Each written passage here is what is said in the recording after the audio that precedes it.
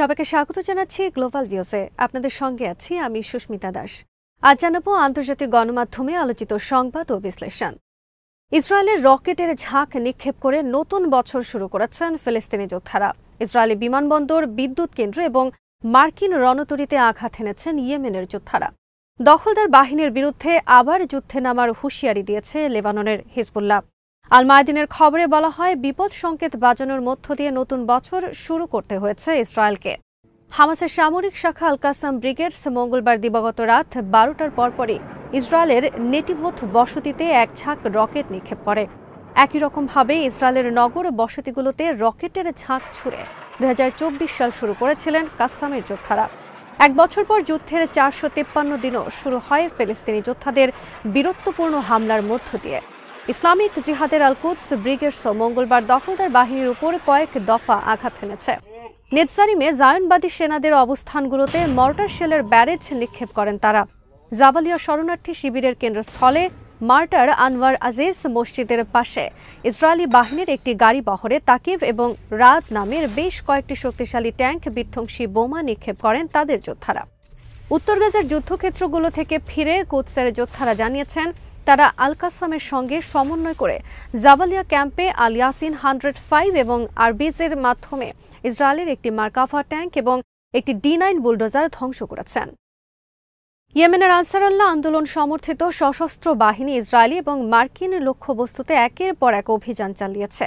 বাহিনীর মুখপাত্র brigadier general Yahya সারি মঙ্গলবার জানান, তাদের ক্ষেপণাস্ত্র ইউনিটগুলো ফিলিস্তিন টু হাইপারসনিক ব্যালিস্টিক ক্ষেপণাস্ত্র দিয়ে তেল আবিবের 20 কিলোমিটার দক্ষিণ পূর্বে অবস্থিত বেন গুরিয়ন আন্তর্জাতিক বিমানবন্দরকে লক্ষ্য করে হামলা চালায়। এছাড়া জুলফিকার ব্যালিস্টিক ক্ষেপণাস্ত্র ব্যবহার করে অধিকৃত জেরুজালেমের দক্ষিণে একটি বিদ্যুৎ কেন্দ্রে হামলা চালানো হয়। জুলফিকার ক্ষেপণাস্ত্র রাডার ফাঁকি দিতে সক্ষম এবং উচ্চ মাত্রায় ম্যানুভার করতে পারে। এই ক্ষেপণাস্ত্রের পাল্লা 2000 কিলোমিটারেরও বেশি। সারি উল্লেখ করেন, প্রতিশোধমূলক এসব হামলা সফল এবং এতে কাঙ্ক্ষিত লক্ষ্য অর্জিত হয়েছে। এদিকে ইয়েমেনের নৌবাহিনী, ক্ষেপণাস্ত্র বাহিনী ও ড্রোন ইউনিট মার্কিন নৌবাহিনীর USS হ্যারি এস ট্রুম্যান বিমানবাহী রণতরীর বিরুদ্ধে বহুমুখী অভিযান চালিয়েছে। সারি জানান, এই হামলায় বহু সংখ্যক কামিকাজে ড্রোনের পাশাপাশি ক্রুজ ক্ষেপণাস্ত্র ব্যবহার করা হয়। মার্কিন বাহিনী ইয়েমেনের বিরুদ্ধে একটি বড় বিমান হামলার প্রস্তুতি নিচ্ছিল বলে খবর পাওয়ার পর এই হামলা চালানো হয়। লেবাননের প্রতিরোধ আন্দোলন হিজবুল্লাহর প্রতি অনুগত পার্লামেন্ট সদস্য ইহাব হামাদেহ মঙ্গলবার হুঁশিয়ারি উচ্চারণ করেছেন। প্রতিরোধ সংগ্রামে লেবাননের ভূমির রক্ষক হিসেবে কাজ করেছে এবং প্রতিরোধ সংগ্রামে ইসরায়েলকে লেবাননের ভূমি থেকে পালাতে বাধ্য করেছে। তিনি জোর দিয়ে বলেন, কেউ যদি মনে করেন প্রতিরোধ যোদ্ধাদের সক্ষমতা দুর্বল হয়ে গেছে, তাহলে তারা ভুল করছেন। ইহাব হামাদে হুঁশিয়ারি দিয়ে বলেন, যুদ্ধবিরতি লঙ্ঘন করলে প্রতিরোধ সংগঠনের ক্রোধের মুখোমুখি হতে হবে ইসরায়েলকে। লঙ্ঘনের কিছু বিচ্ছিন্ন ঘটনার দিকে ইঙ্গিত করে তিনি বলেন, যুদ্ধের সময় ঘোষিত লক্ষ্য অর্জন করতে পারেনি ইসরায়েল। এখন এর মাধ্যমে তারা সেই লজ্জা নিবারণের চেষ্টা করছে। চুক্তির শর্ত অনুযায়ী 60 দিনের মধ্যে দক্ষিণ লেবানন থেকে ইসরায়েলি সেনা প্রত্যাহার সম্পন্ন করার কথা। হিজবুল্লাহর এমপি উল্লেখ করেন, 61তম দিনে যদি লঙ্ঘনের ঘটনা ঘটে, তাহলে তাদেরকে আমাদের ক্রোধের স্বাদ পেতে হবে। হিজবুল্লাহর শক্তি সামর্থ্যের কথা মনে করিয়ে দিয়ে হামাদেহ বলেন, ইসরায়েলি বাহিনীকে মোকাবেলা করার জন্য তাদের সম্পদের অভাব নেই, মানসিকতারও কমতি নেই। ইয়েমেনের হুথি আনসারুল্লাহ আন্দোলনের রাজনৈতিক দফতরের সদস্য মোহাম্মদ আল বুখাইতি ইসরায়েলের হিটলিস্ট প্রকাশের প্রতিক্রিয়ায় বলেছেন, আমরা আল্লাহ ছাড়া কাউকে ভয় করি না এবং আমরা তার কাছ থেকে কেবল শাহাদাতের মৃত্যু কামনা করি। ইসরায়েল ইয়েমেনি নেতাদের ছবি দিয়ে যে হিটলিস্ট তৈরি করেছে সেটা প্রকাশ করে মোহাম্মদ আল বুখাইতি তার এক্স পেজে লিখেছেন, আমরা শহীদ হতে চাই। আনসারুল্লাহ নেতা আরও লিখেন, আমরা যুক্তরাষ্ট্র, ব্রিটেন ও ইসরায়েলকে জানিয়ে দিতে চাই, আমাদের প্রতিশোধ নেওয়ার ক্ষমতা ও সাহস দুটিই আছে এবং আমরা তোমাদের সামরিক কমান্ডার ও রাজনৈতিক নেতাদের লক্ষ্যবস্তু করব। যেসব টার্গেটে আমরা আঘাত করব সেগুলোর তালিকা করা হচ্ছে। বল এখন তোমাদের কোর্টে। ইয়েমেনি নেতাদের ছবি সহ একটি তালিকা প্রকাশ করে ইসরায়েলি গণমাধ্যম জানিয়েছে, এসব ব্যক্তিকে সরকার হিট লিস্টে স্থান দিয়েছে, অর্থাৎ তাদেরকে হত্যা করা হবে। ইসরায়েলি পত্রিকা মারিফ লিখেছে, হামাসের গেরিলা যুদ্ধের কৌশল নিয়ে চিন্তিত তেল আবিব। ইসরায়েলের সামরিক বিশ্লেষক আভি আশকেনাজির বরাতে পত্রিকাটি লিখেছে, যে কৌশলের কারণে 2000 সালের যুদ্ধে ইসরায়েল দক্ষিণ লেবানন থেকে সেনা প্রত্যাহার করতে বাধ্য হয়েছিল, সেই কৌশলই হাতে নিয়েছে হামাস। 2000 সালের 25 মে দক্ষিণ লেবানন থেকে ইসরায়েলকে সেনা প্রত্যাহার করতে বাধ্য করেছিল হিজবুল্লাহ। লেবাননের দিনটিকে বলা হয় প্রতিরোধ ও মুক্তির দিবস। আশকেনাজি বলেন, ইসরায়েল সরকার এজন্য আতঙ্কিত যে লেবানন যুদ্ধে হিজবুল্লাহ যে পদ্ধতি বা কৌশল ব্যবহার করেছিল, অর্থাৎ তারা যে মাইন বিস্ফোরক ব্যবহার করেছিল, হামাসও একই কৌশলের দিকে হাঁটছে। এই ইসরায়েলি বিশ্লেষক বলেন, হামাসের যোদ্ধারা জাবালিয়ায় হামলা চালিয়ে বহু সেনাকে হত্যা করেছেন। তাদের হামলায় আহত হয়েছেন অনেক সেনা। এসব হামলায় তারা ভূগর্ভস্থ ল্যান্ড মাইন ব্যবহার করেন। একই সঙ্গে রাস্তা এবং ভবনগুলোকে অবরুদ্ধ করার কৌশলও ব্যবহার করা হয়।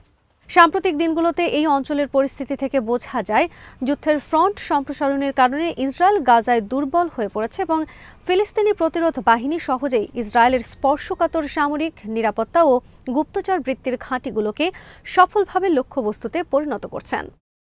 জাতিসংঘের মানবাধিকার দফতরের এক প্রতিবেদনে মঙ্গলবার বলা হয়েছে, গাজার হাসপাতালগুলোর ওপর উপর্যুপরি ইসরায়েলি হামলা এবং আশেপাশের এলাকায় সামরিক অভিযান গাজার স্বাস্থ্য ব্যবস্থাকে ধ্বংসের দ্বারপ্রান্তে নিয়ে গেছে।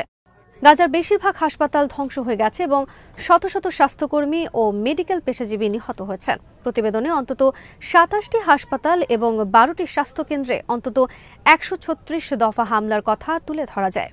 যেসব হামলায় বহু স্বাস্থ্যকর্মী ও বেসামরিক মানুষ হতাহত হন। জাতিসংঘের high commissioner for human rights Volker Turk এক বিবৃতিতে বলেছেন, প্রতিবেদনে গাজার স্বাস্থ্যসেবা ধ্বংস করার সচিত্র বর্ণনা তুলে ধরা হয়েছে, যেখানে আন্তর্জাতিক মানবিক এবং মানবাধিকার আইনের সম্পূর্ণ অবজ্ঞা করে রোগী, স্বাস্থ্যকর্মী ও অন্যান্য বেসামরিক মানুষকে হত্যা করা যায়। তিনি বলেন, প্রতিবেদনে ইসরায়েলের আন্তর্জাতিক আইন লঙ্ঘনের ব্যাপারে গুরুতর উদ্বেগ প্রকাশ করা হয়। বিশেষ করে উল্লেখ করা হয়, আন্তর্জাতিক মানবিক আইনে একমাত্র আশ্রয়স্থল হাসপাতালকে নির্দিষ্টভাবে সুরক্ষা দেওয়ার কথা থাকলেও তা লঙ্ঘন করে হাসপাতালগুলোকে মৃত্যু ফাঁদে পরিণত করেছে তেল আবিব। প্রতিবেদনের লেখকরা বলছেন, হাসপাতাল এবং অন্য যেসব জায়গায় অসুস্থ এবং আহত লোকজন চিকিৎসাধীন এবং যেগুলো সামরিক লক্ষ্যবস্তু নয়, সেখানে ইচ্ছাকৃতভাবে হামলা চালিয়ে যুদ্ধাপরাধ করেছে ইসরায়েল। ফলকার তুর্ক এইসব ঘটনার স্বাধীন, পূর্ণ ও স্বচ্ছ তদন্ত এবং আন্তর্জাতিক মানবিক ও মানবাধিকার আইনের যত লঙ্ঘন হয়েছে, ইসরায়েলকে তার পূর্ণ জবাবদিহিতার আওতায় আনার আহ্বান জানান। ইসরায়েলের বর্বর আগ্রাসন ও গণহত্যার মধ্যে অবরুদ্ধ গাজা উপত্যকায় ফিলিস্তিনি জনগণ যে প্রচণ্ড ঠান্ডায় মারা যাচ্ছে, তার বিরুদ্ধে কার্যকর ব্যবস্থা নিতে জাতিসংঘ এবং আন্তর্জাতিক সম্প্রদায়ের প্রতি আহ্বান জানিয়েছে হামাস। মঙ্গলবার এক বিবৃতিতে সংগঠনটি বলেছে, উদ্বাস্তু হওয়া লাখ লাখ মানুষকে প্রচণ্ড ঠান্ডা এবং বিপর্যয়কর পরিস্থিতি থেকে বাঁচানোর জন্য জরুরি ভিত্তিতে ত্রাণ সামগ্রী এবং তাঁবু প্রয়োজন। হামাস বলেছে, গাজায় আমাদের জনগণকে ত্রাণ সামগ্রী দেওয়ার জন্য জাতিসংঘ ও আন্তর্জাতিক সম্প্রদায়ের মানবিক এবং আইনগত দায়িত্ব রয়েছে। এ বিষয়ে জরুরি ভিত্তিতে তাদেরকে ব্যবস্থা নিতে হবে। গাজার জনগণ ইসরায়েলের গণহত্যা ও জাতিগত নির্মূল অভিযানের শিকার বলেও বিবৃতিতে উল্লেখ করা হয়। গত ২ সপ্তাহে গাজা উপত্যকায় প্রচণ্ড ঠান্ডায় অন্তত ৭ ফিলিস্তিনি মারা গেছেন, যার মধ্যে ৬টি শিশু। গত বছরের ৭ অক্টোবর ইসরায়েল গাজা উপত্যকার উপর বর্বর আগ্রাসন ও গণহত্যা শুরু করে। আগ্রাসনে গাজার বেশিরভাগ ঘরবাড়ি ধ্বংস হয়ে গেছে। ফলে লাখ লাখ মানুষ প্রচণ্ড শীতের মধ্যে উদ্বাস্তু অবস্থায় খোলা আকাশের নিচে অবস্থান করছেন, যা পৃথিবীর ইতিহাসে নজিরবিহীন।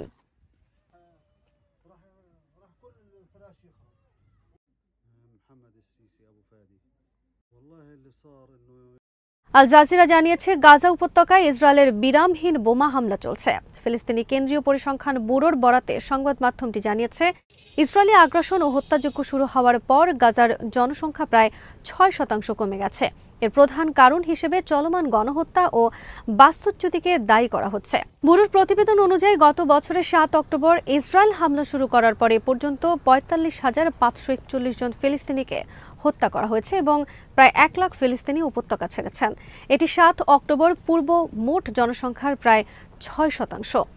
এদিকে গাজায় ইসরায়েলের সামরিক আগ্রাসন বুধবার ৪৫৩তম দিনে গড়িয়েছে। এদিন বৃষ্টিজনিত বন্যা এবং প্রচণ্ড ঠান্ডায় কাবু ছিলেন ফিলিস্তিনিরা। বিশেষত বাস্তুচ্যুতির কারণে এবং শীত নিবারণের সামগ্রীর অভাবে শিশুরা ভয়াবহ পরিস্থিতির শিকার হচ্ছে। আজ এখানেই শেষ করছি। সবাই ভালো থাকুন, সুস্থ থাকুন আর দেখতে থাকুন বিডি ভিউজ। চ্যানেলটি ভালো লাগলে সাবস্ক্রাইব করুন। সংযুক্ত থাকুন আমাদের ফেসবুক পেজে।